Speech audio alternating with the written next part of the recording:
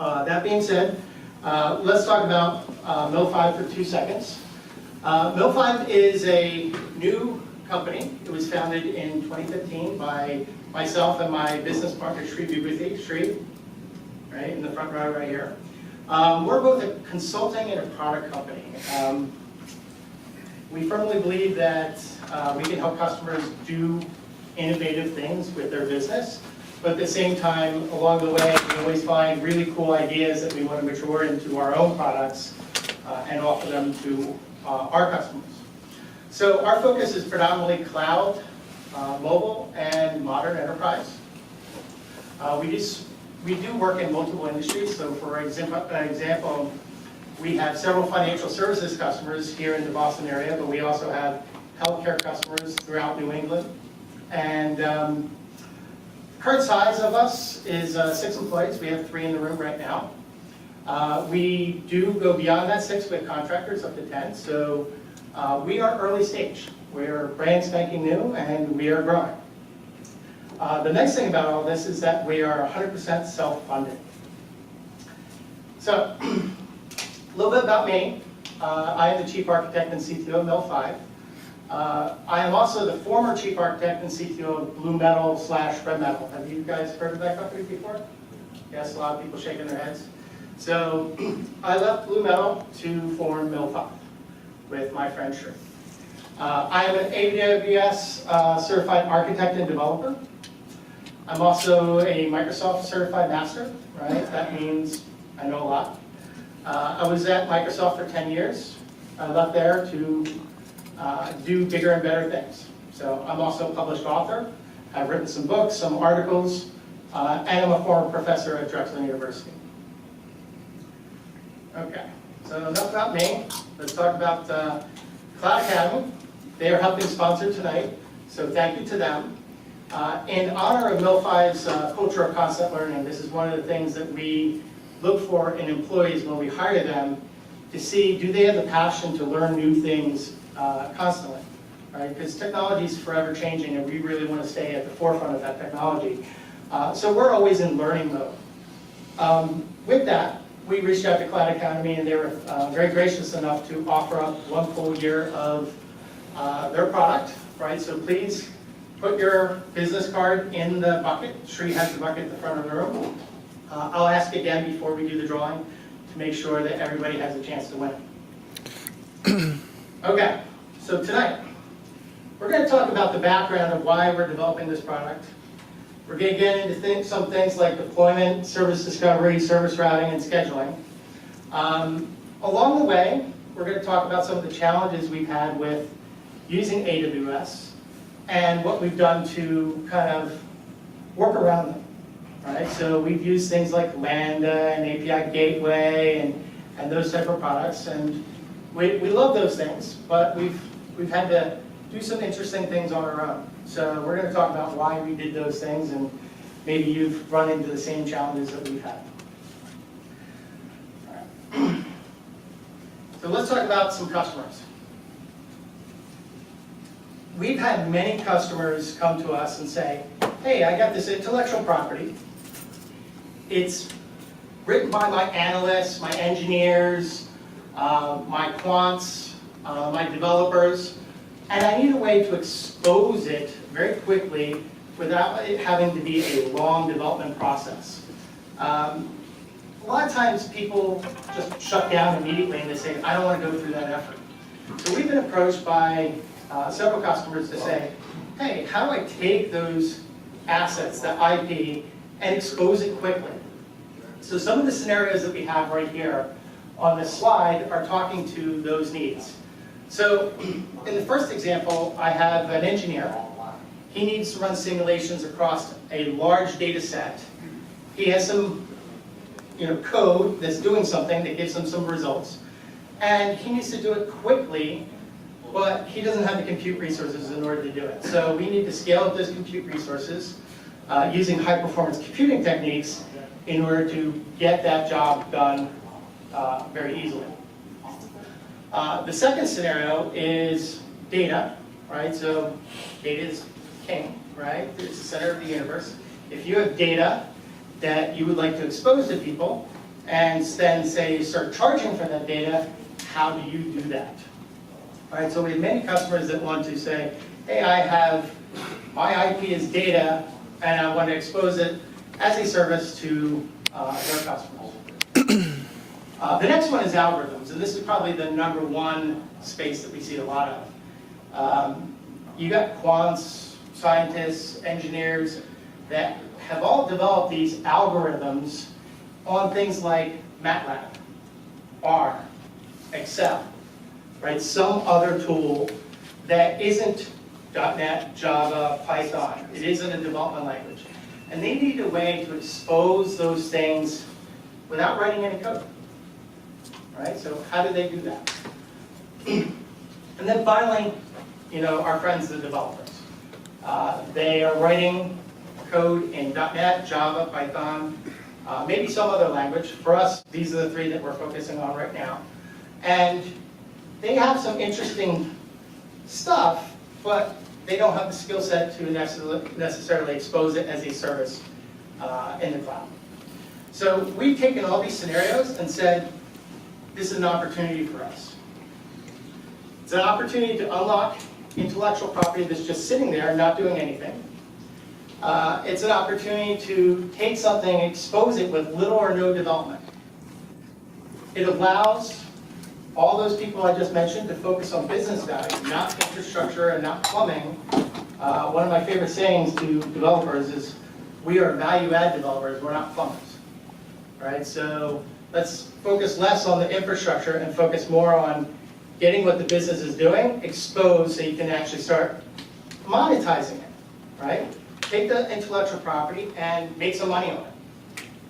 And then finally, if you're in the business and your business is not cloud infrastructure, you don't want to pay a lot for that cloud infrastructure. You want to basically take the money, the value that is your service, charge for it, and get that money back without actually spending it all on cloud infrastructure.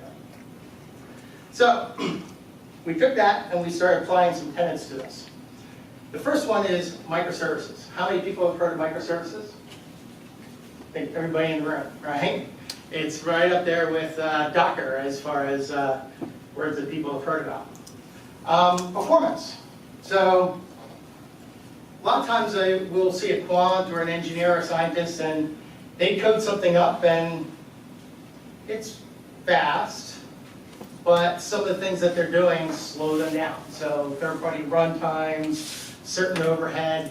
So we're looking to provide some infrastructure to improve that performance so that they don't have significant development efforts. Then we want to provide some type of structure to this. So we're taking all the best practices that we know about development, things like versioning and managing our deployments and doing continuous integration and continuous deployments, and bringing that in the form of immutable infrastructure.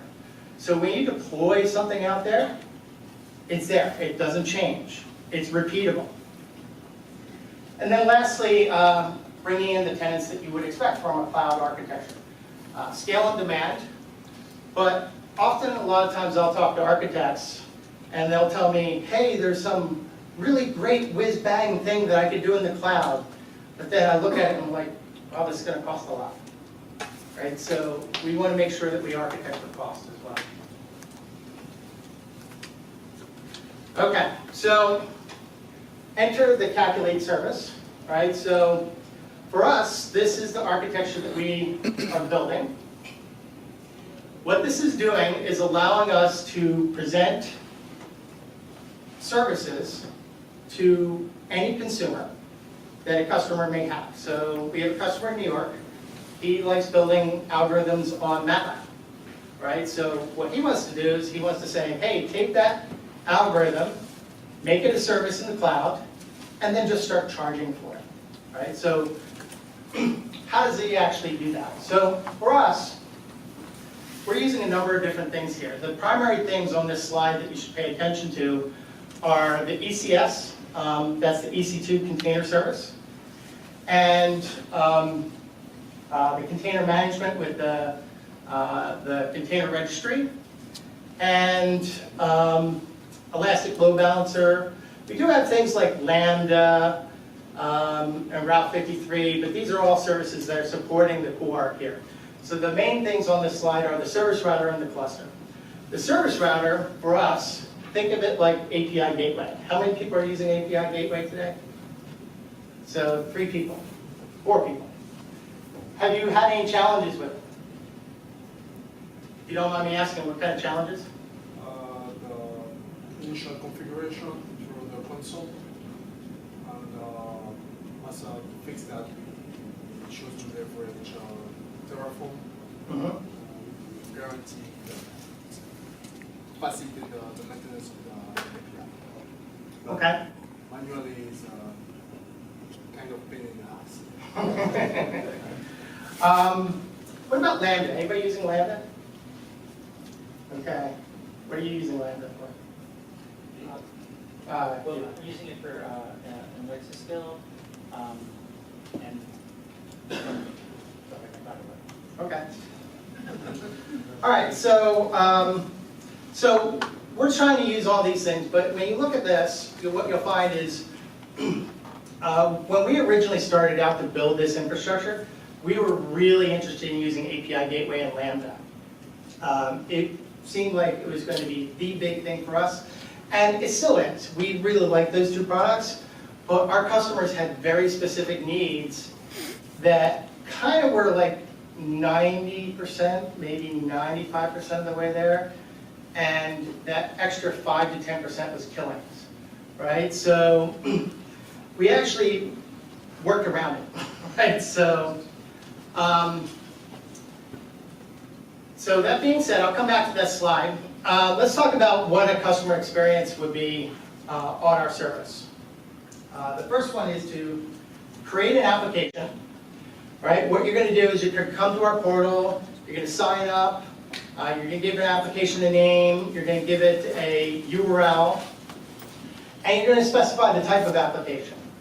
From there, you get to define environments, right? So you can define your dev, your QA, and your production environments. This is very much like stages, right, in API Gateway. And then you get to create releases, right? So when you create a release, you just upload your binaries, right? So if you have Java jars or .NET assemblies or MATLAB models, you just upload those things. And we're going to take those things and we're going to make them available on our infrastructure. Once that release is created, you can actually promote it into one of our environments, right? And we follow a workflow, and a traditional workflow for us is to say, hey, you define your environments and then you link them together. So if you upload to dev, it stays in dev until you upload a new release. And then from there, once it's in dev, you can promote it into QA and promote it into production as well. So this is what a application definition might look like. All right, so you have a name, a URL, the type as I mentioned before. One other thing that you'd be providing is a class name associated with your Java. So this is an example using Java. Your method. And for versioning, we auto-increment, although you can override it. And the result of that is a service that is available at a particular URL. All right, so at the bottom, you can see that this Hello World service, it lives in dev, and it's version 1 of that URL, or of that service. Creating release for us, we actually use Docker, right? So if you go back to this cluster right here, this is all ECS, running Docker images. And we'll see a little bit more of that in a minute. Our Docker images, we're running Ubuntu. How many people are using Ubuntu in Amazon? 1 person, 2 people, 4, 5? Okay. We're using it because our customers are really using MATLAB, and we find that MATLAB runs really well on Ubuntu. All right, so that's probably the primary reason why we're using it, but there are other systems that we're looking at as well. But we take that Docker image, we put down the OS, we lay down some services that we've created to expose your components, we put down your assets, all your jar files, your third-party components, and then finally we create an image. That image gets put into the EC2 container registry. We used to use Artifactory, and we're so glad that they came out with the registry. That was very thankful. But once that image is out there, it's immutable. It doesn't change. We can take that image, we can download it, we can run it locally if we wanted, but we could also run it in the cloud, and it's there until you decide to delete it. Okay, so let's get into the architecture a little bit more. So originally we looked at API Gateway, Lambda, and SQS, right? The simple queue service. We really love the concept of serverless computing. We thought it was great. It fit a lot of our customer needs. The customer, very specifically, is a small financial shop. They don't like to spend money on anything other than, their paychecks. But that being said, we thought this was a great thing for us. Unfortunately, along the way, we had some challenges. First, we were trying to use SQS as a means to kind of be the broker for service discovery. We had workers that were running in Docker images, and we had work that needed to be dispatched. And when we ran this, we found that our initial connection latency with SQS was on the order of like 20 seconds. Now that went away after the first time, but that first 20 seconds when you're doing, hey, I just want to call into something, that's expensive, right? Especially when something takes, 6 seconds, right? And then from then on, we had a latency of approximately 200 milliseconds with SQS. Now we were able to reduce it just a little bit, but these are what we ended up with. Now, in order to eliminate this performance, we really wanted to manage some state. We wanted to keep connections alive. We wanted to keep some state in memory.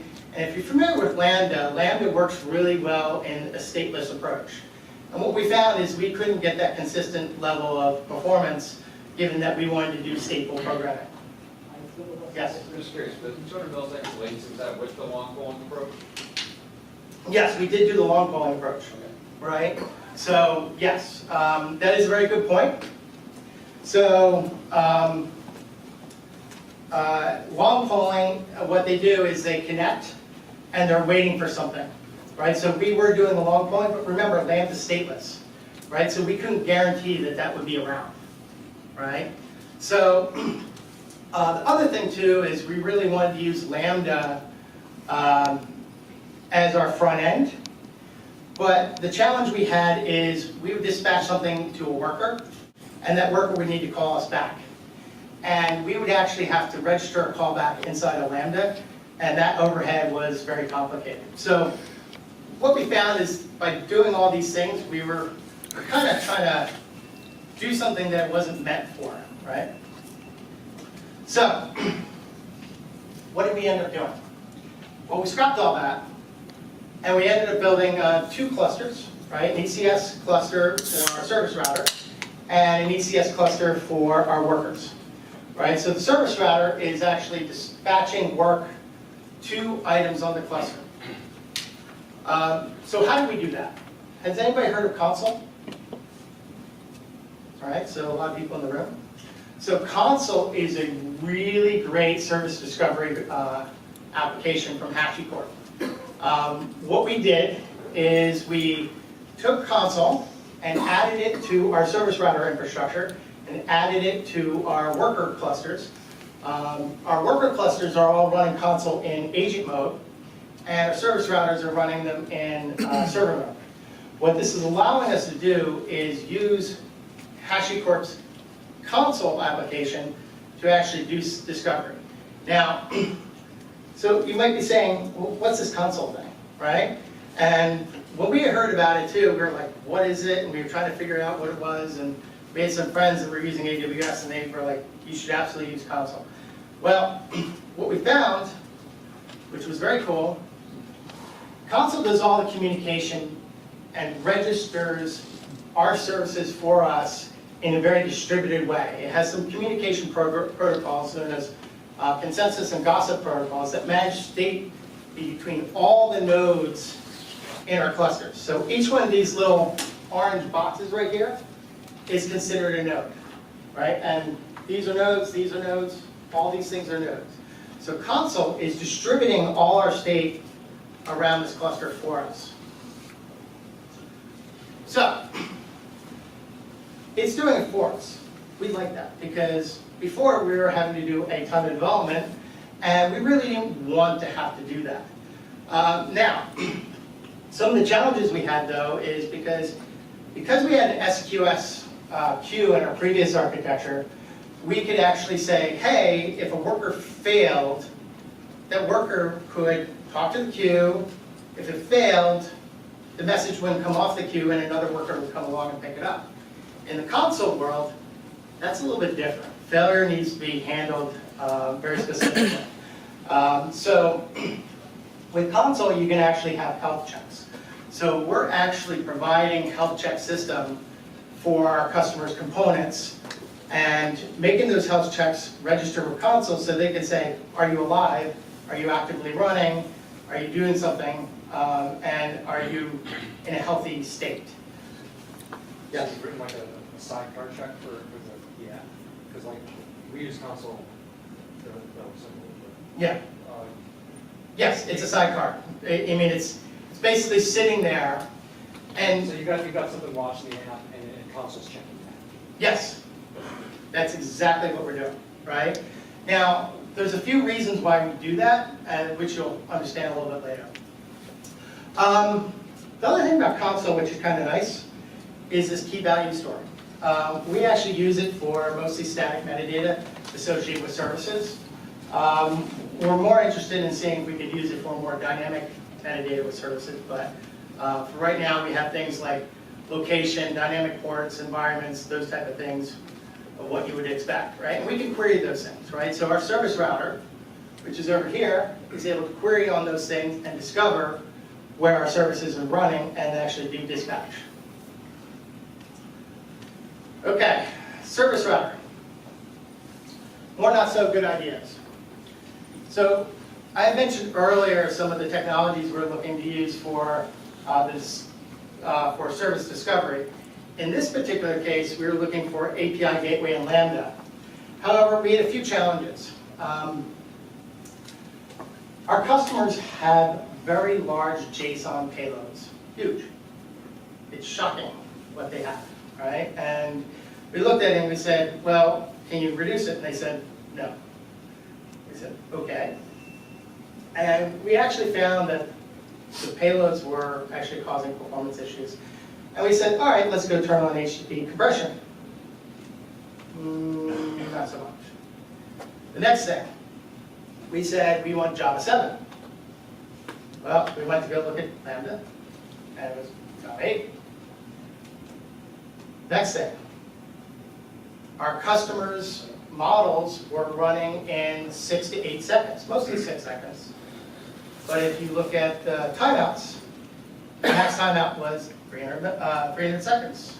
300 seconds. Right? And then lastly, for our customer, they had JSON responses, but they also had binary responses. So when we summed all these things up, depending on whether it was API Gateway or Lambda, the two just weren't fitting, right? They didn't support all these features.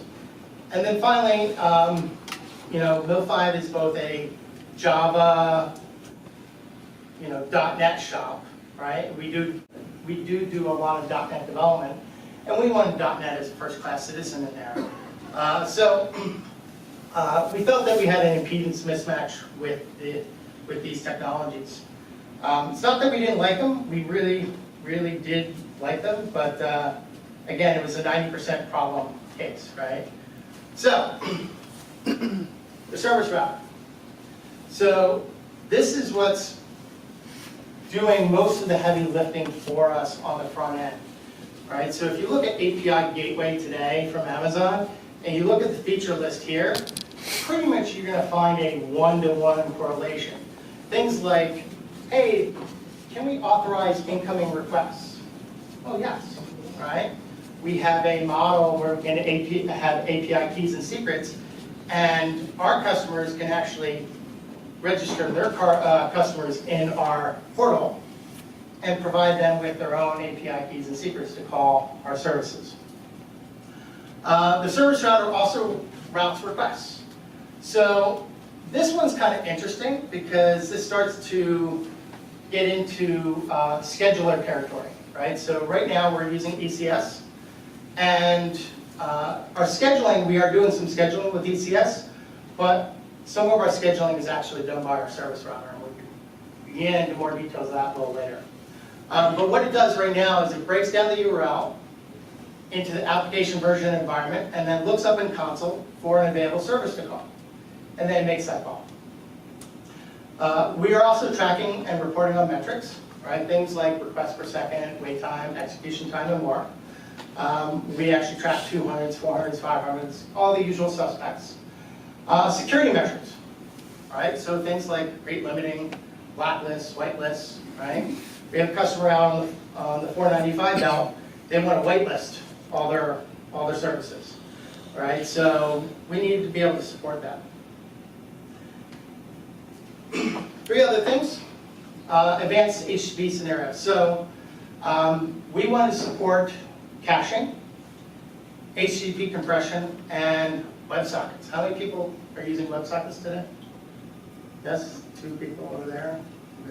No. So we really want to take it to the next level. Things that aren't necessarily fully supported in some of the technologies we mentioned, like API Gateway and Lambda, we wanted to do on our own. And then finally, several of our customers said, well, that's all great, you can do that, but I want to play it on premises. So we said, okay. And that's when we really understood that we needed to build our own thing, because we don't want to go do new development if we don't have to, but in this case we felt we did. And then finally, there's some other things I could really talk about, but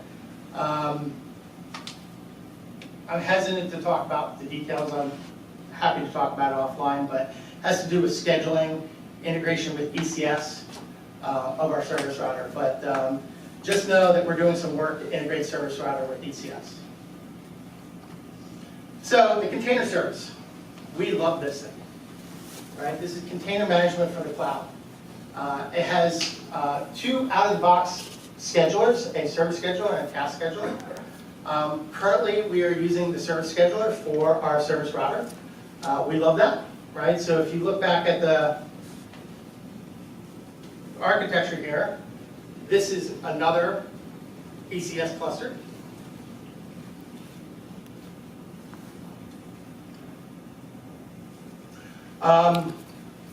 The fact that it integrates with Elastic Load Balancer, the fact that it integrates with CloudWatch and Autoscale are all great things. These are things that we didn't have to go do ourselves, and we love that. It really fit within Amazon's cloud architecture. Also, what's great about their container service is that they support very robust programming interfaces, and we're leveraging that, right? So they actually have not only some APIs you can call into the cluster and get some information about what's going on, but they also have an extensible scheduler. And we are definitely taking advantage of that. All right, so custom scheduling. How many people work with MATLAB? Anybody in the room? One person. So one of the challenges with MATLAB is it takes about 30 seconds to start up, right? Drives me nuts, right? I actually helped them develop one of their products, but because of that 30-second startup, it kind of eliminates some of the things that we're trying to do, and we're actually reducing that startup and making it non-visible to the end consumer of our services. They don't see this startup whatsoever, all right? So. Yes, sir. It's not from a fast DGI where you report and get pass the data, or what do you do? We do kind of a look-ahead instantiation of the service, right? And as part of that look-ahead, that's some of the things we need to do in the scheduler, right, to have that look ahead. We have a few warm bodies already waiting and then we should. Sort of, right, but yeah, some people standing by is probably the best answer, but it's a lot more than that. So, the other thing, something we didn't talk highly about, I'm going to get into on the next slide. How many people are using things like Swarm and Mesos and all that stuff? So I see 1, 2, right? Kubernetes, yeah. So, I like those products, but what I found, in our experience, you have to have a DevOps team that helps manage that. Yes, sir? MATLAB, are you running different people's jobs in the same MATLAB instance? No, not at all. In fact, just going back to this, we actually make this per application, right? So there's no sharing of infrastructure whatsoever, all right?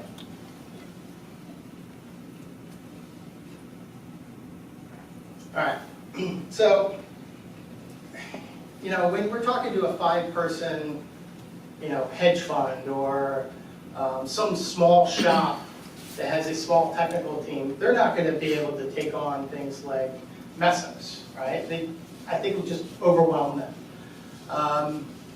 That being said, we really like the APIs that ECS provides, and we're hooking into them to provide our own schedule. But what that means for us is we're going beyond just taking the Docker and deploying it to a running EC2 container instance. We're actually going out there and deploying EC2 container instances, right? So part of that is to look at some of the things going on, right? Like costing algorithms. So if a customer says, hey, I want to minimize my cost on running this infrastructure, we're looking at those things. If we're looking at the resources on the box and the request rate coming in, again, we're looking at those things and trying to adjust the cluster to handle it. But we're going a little bit farther. We're going into things like high performance scheduling, right? So resource-based management. And we're looking at the applications as well for things like concurrency, right? So these are all things that we're putting into our scheduler that our customers need, right? The goal there is to support not only the small, medium-sized clusters, but large clusters as well. And our goal is to automate the management of this, completely, right, as much as possible. So I love this quote at the bottom. As I was writing the slide, I kept on thinking, we're really trying to science the heck out of it, right? So we don't mind spending engineering thought towards solving these problems if it makes our customers' lives easier. So getting into Kubernetes and Swarm and Mesos, as I mentioned, I found it was great for Facebook, Twitter, Google, very large companies. But with EC2 and the container service, we have something that's cloud native. It's out of the box, fewer parts to manage. Our target isn't these large companies. Yes? You mentioned that some of your customers insist that local premises important. How do you address that? We're going to work with the Docker guys, all right, on that, right? So they have some on-premises infrastructure that we're going to start development on early next year, right? So, But for example, you say Kubernetes, you qualify, but that would have been a possibility, right? You run Kubernetes on Amazon, you run Kubernetes at home. yeah, and we could have used Kubernetes or Mesos or any of these things. We actually have a partnership with Docker and probably going to use them, all right? So, yeah. So that being said, our target for this was to really automate as much as possible.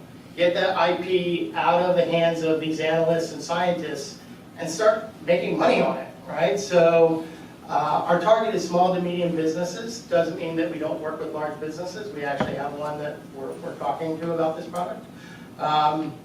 But our job is to enable small technical teams and those that want more automation. So what we're trying to do is take all the best practices that you would have in AWS by using this piece, this piece, this piece, stitch them together so you don't have to do that, and just provide it out of the box, all right? So that's our goal. So what's next for us? The first planned release is in Q1 of 2017.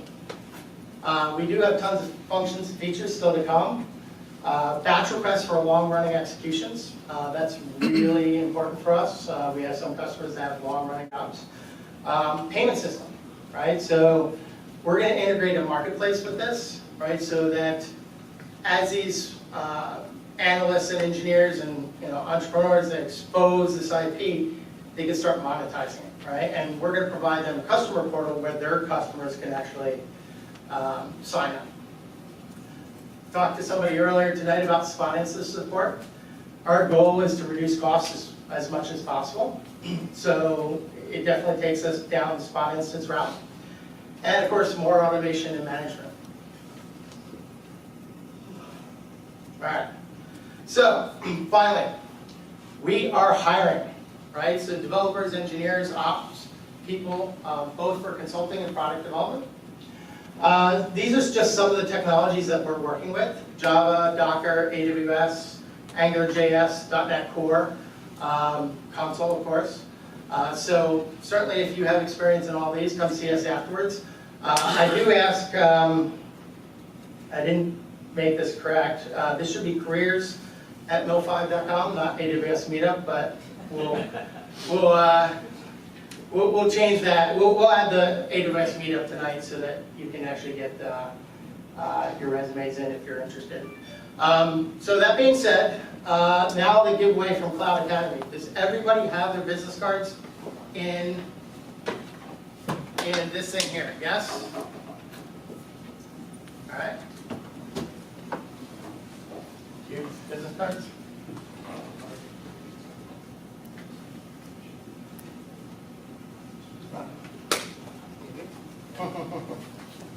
There you go. Anybody else? Down there?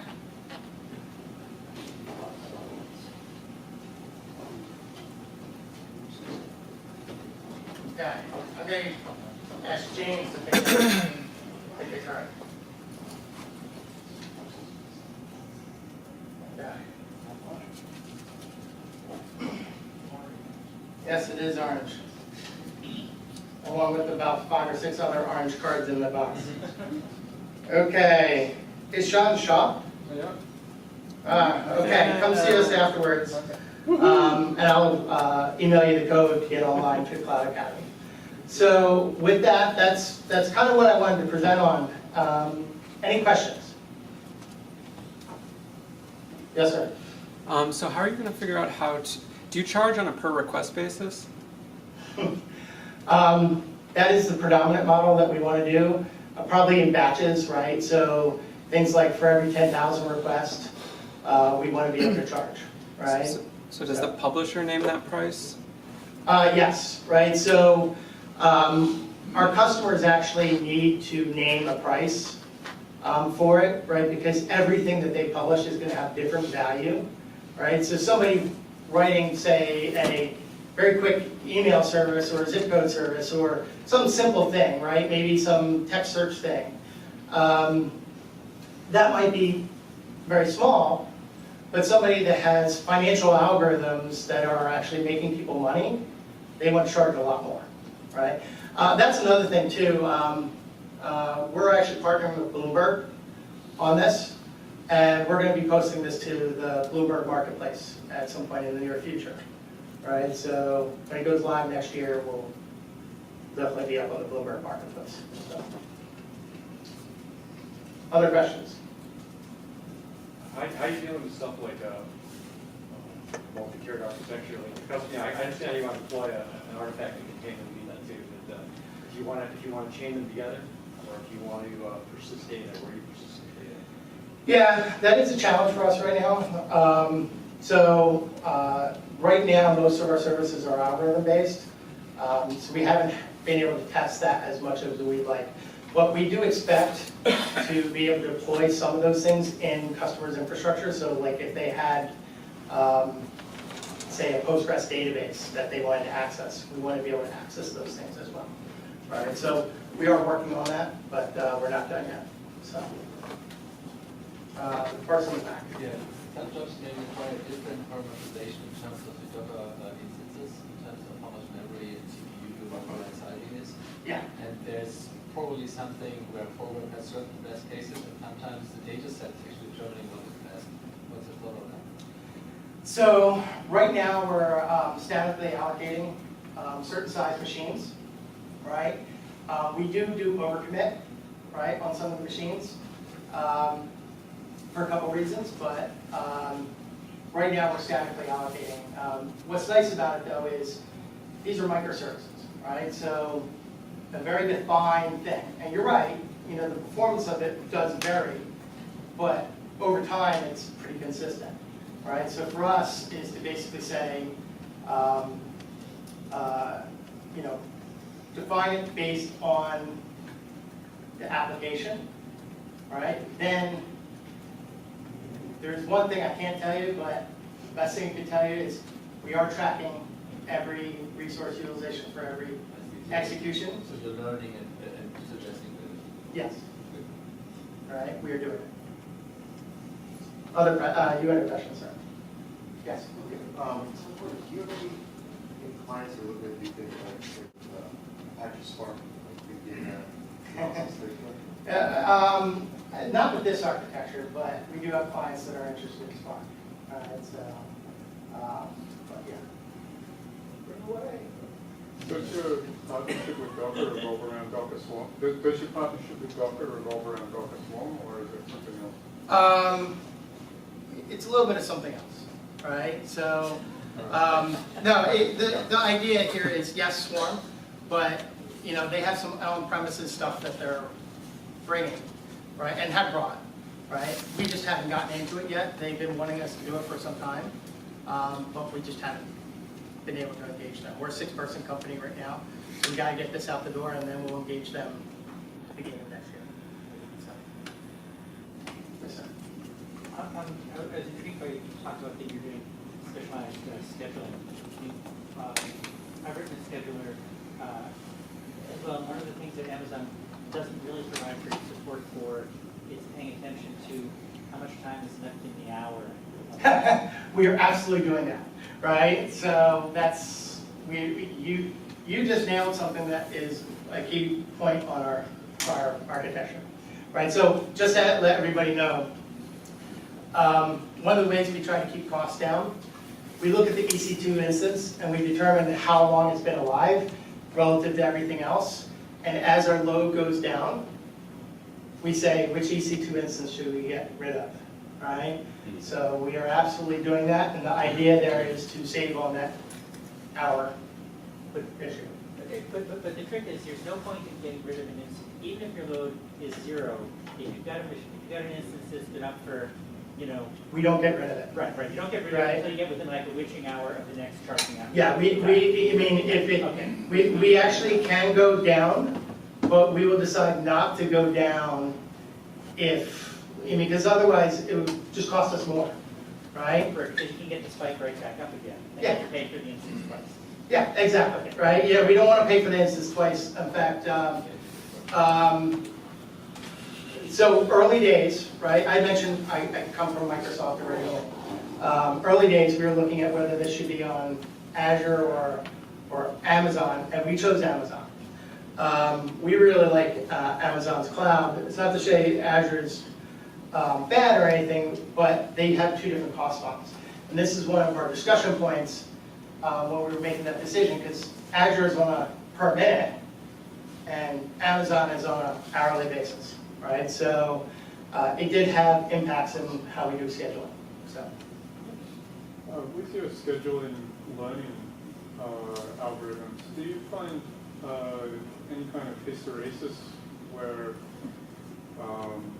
the learning drives certain startup parameters to a critical point? So, keywords not yet. All right, that leads into a question the gentleman over here had about learning, right? So right now we statically allocate based on what we've seen with the customer, when we onboard them, what the EC2 instance size should be.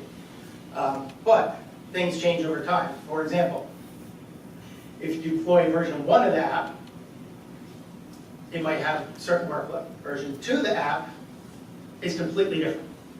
Oh, certainly for suggestions, which is might be. Well, and that's my point, is that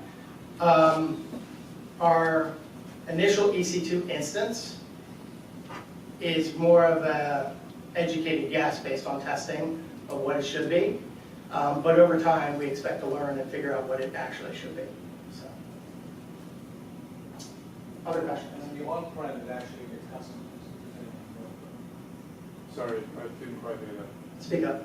On the on-prem side of it, it actually gets customized based on the workflows we deploy, because the customer knows what they're going to be running. The amount of infrastructure that we'd have to deploy for each service that we want to provide should be small to start, right? And then just grow based on demand, right? So, yes? Do you expect that most of your customers are going to want multiple availability zones?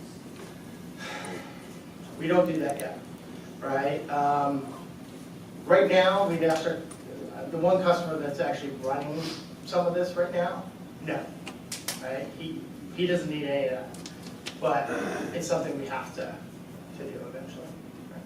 So the answer is yes, but we'll get there eventually. Other questions? All right, well, thank you very much.